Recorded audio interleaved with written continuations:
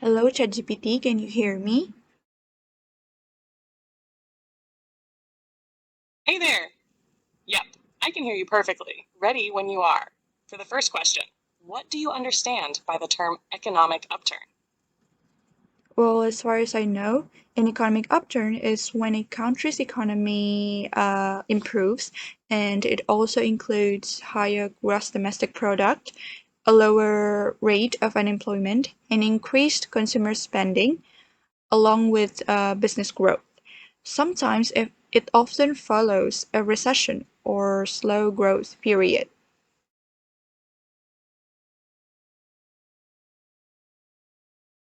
That was a great answer. You used strong economic terms and explained the concept clearly. Just a small grammar note. In your last sentence, you said, sometimes it often follows. Using sometimes and often together is a bit redundant. You can just say, it often follows a recession, or sometimes it follows a recession. Also, nice job using along with. It helped your sentence flow better. All right, ready for the next one? Sure. Can you give an example of a time when your country experienced an economic upturn or growth? Well, I'm from Indonesia, so as I remember, Indonesia ever experienced an economic growth after the COVID, especially around 2022. Sectors like tourism, e-commerce, etc., they strongly recover from the pandemic along with the growth of the GDP rate.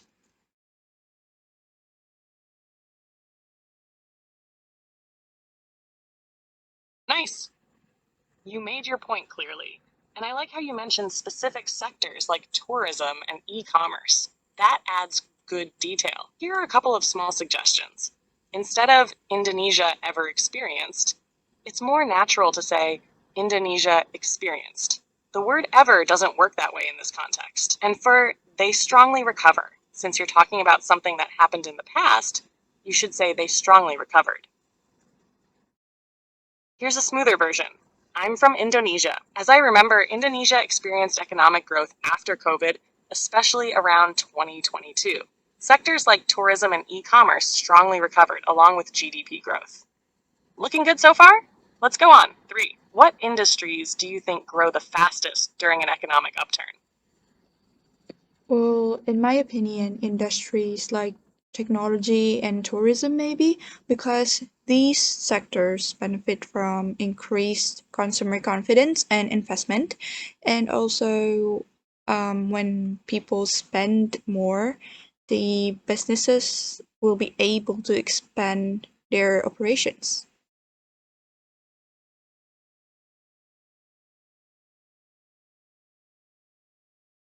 Great thinking. You explained why those industries grow, and your use of phrases like consumer confidence and expand their operations was spot on. Just a tiny adjustment. The phrase industries like technology and tourism maybe would sound smoother as maybe industries like technology and tourism, or just drop the maybe if you're confident. And the businesses will be able to could be more natural, as businesses can. Here's a polished version. In my opinion, maybe industries like technology and tourism grow the fastest because they benefit from increased consumer confidence and investment. When people spend more, businesses can expand their operations. Nice progress so far. Let's go to the next one. Stofor. What are some signs that a country is experiencing an economic downturn? Common signs, well, definitely the rise of unemployment rate or GDP hit the rock bottom, and of course the lower consumer spending. Also, many business may go to bankruptcy and making the stock market unstable.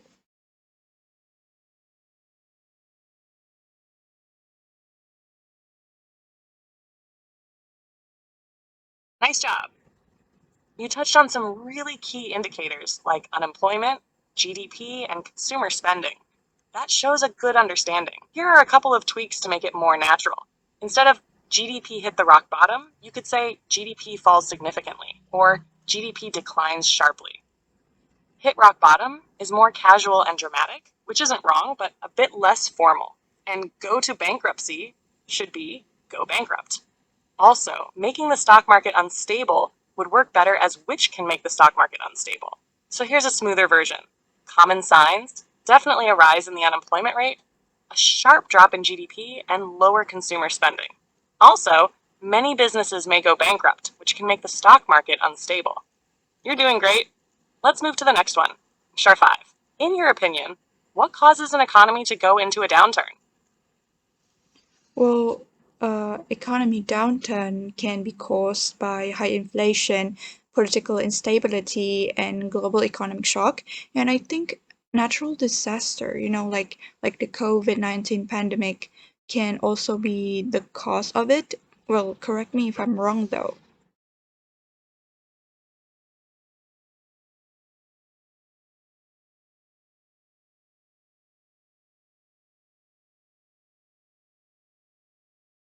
You're not wrong at all.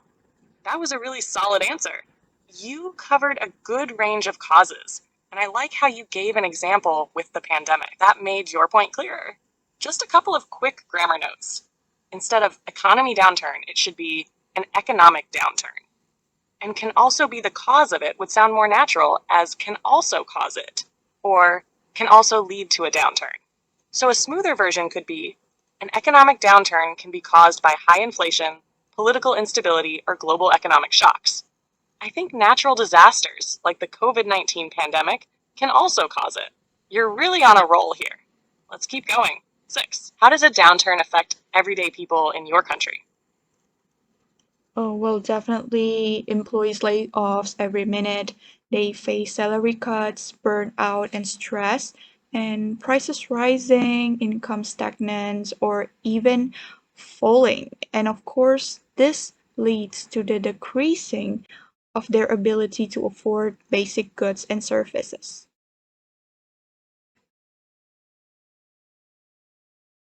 You've made some strong points there.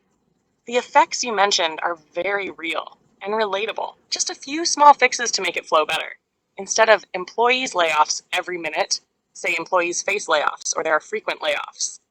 Also, prices rising would sound smoother as rising prices. Income stagnant should be stagnant income. And instead of decreasing of their ability, say a decrease in their ability or reduced ability. Here's a cleaner version. Well, definitely, employees face layoffs, salary cuts, burnout, and stress. Rising prices and stagnant or even falling income also happen. Of course, this leads to a decreased ability to afford basic goods and services. You're doing great. Ready for the next one? Here's question 7 again. What can a government do to help the economy during a downturn? Your turn. I believe that the government must increase the public spending, lower the interest rates, and provide financial aid for the businesses and their citizens, and also along with cutting the taxes can boost the spending.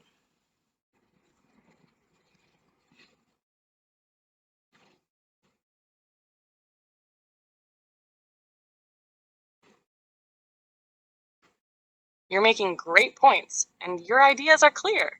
Just a couple of quick fixes. Instead of must, should sounds a bit more natural here. Also, the second sentence feels a bit incomplete. Try cutting taxes can also boost spending. So a smoother version might be I believe the government should increase public spending, lower interest rates, and provide financial aid to businesses and citizens. Cutting taxes can also boost spending. Nice job. Ready for question 8? Yes, let's go.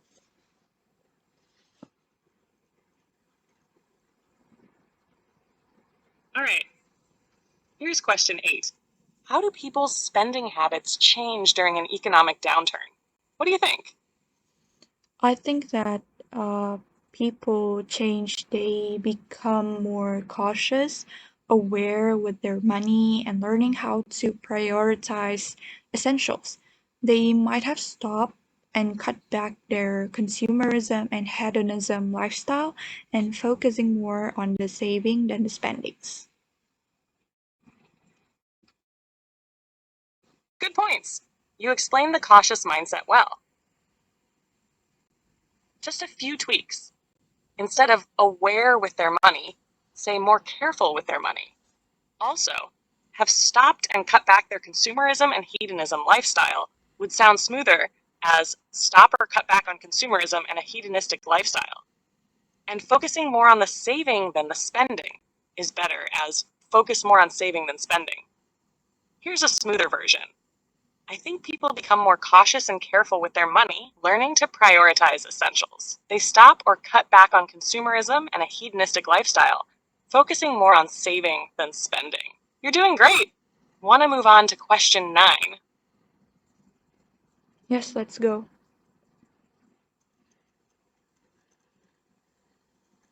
Okay, here's question 9. What is a trade war, and how is it related to Donald Trump's tariffs? Your thoughts? This isn't my field of expertise, but I think a trade war happens when countries impose their tariff or apply restrictions on each other's goods. And it is related to Donald Trump's tariffs because he started one with China by raising the tariffs on Chinese imports, and China responded by making their own tariffs, which escalate the tension between them.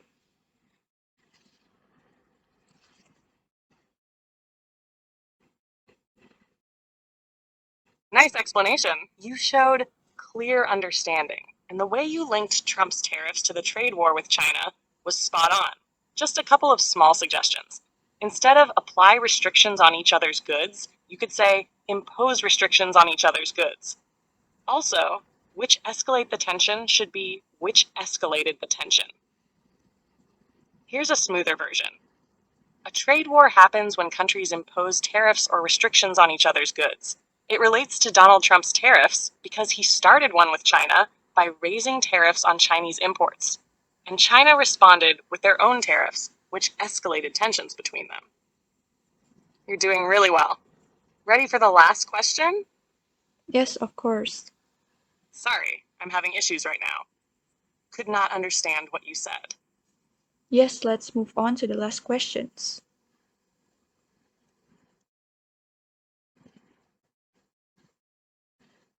All right, here's question 10. Do you think Donald Trump's tariff policies were successful? Explain your opinion. What do you think? After doing research and reading the news, I believe that it had mixed results. Like Trump did stated that this regulation aimed to protect American industries, yet they also raise costs for U.S. businesses and consumers. So I feel some industry benefited, but the rest of them struggled due to the higher import prices.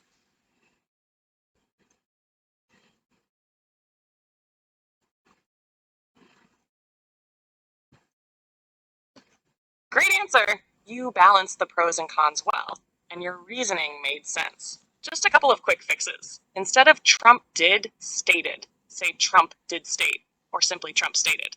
Also, this regulation aimed would be better as these policies aimed because tariffs are usually plural. Here's a smoother version. After doing research and reading the news, I believe the results were mixed. Trump stated that these policies aimed to protect American industries, but they also raised costs for US businesses and consumers. So I feel some industries benefited, but others struggled due to higher import prices. You did great throughout. Want to chat about any of these questions more? I think our discussion today is enough. Thank you so much, ChatGPT, for helping me to doing my final English exam. See you next time.